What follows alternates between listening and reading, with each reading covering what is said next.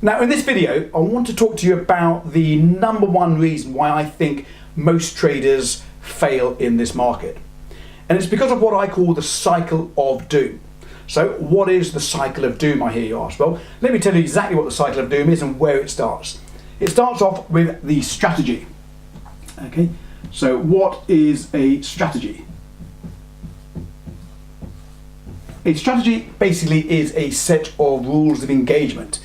Basically, a strategy will tell you when to enter a market, when to exit the market, how to manage your money in between. That's a strategy. Now, where do you get a strategy? Well, you can buy a strategy, you can buy an EA, which stands for Expert Advisor, or you can hang out in the chat forums and find out what other traders are doing and talking about their profitable strategy. Well, basically, once you've got your strategy, what do you do with your strategy? Well, you either go into a live market or demo market. A demo market basically means you're trading with fictitious money, with basically play money. Or you go into the live market where you're putting real money on the line. So you start trading this strategy. Okay, now with any strategy, what happens? You might make money, you might lose money. It is inevitable with any strategy that you will have. Even the best strategies in the world will lose money.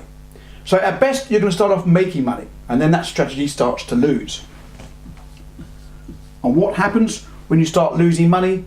You'll start to doubt the strategy. So what do you do when you doubt the strategy? You start tweaking the strategy. You start changing some of the parameters. You start thinking, well, this hasn't worked, I'll change it and it'll be better next time around. So you start tweaking the strategy. Okay, and what happens after you tweak the strategy? You have a winning period. You finally found the holy grail. This is now going to work for you.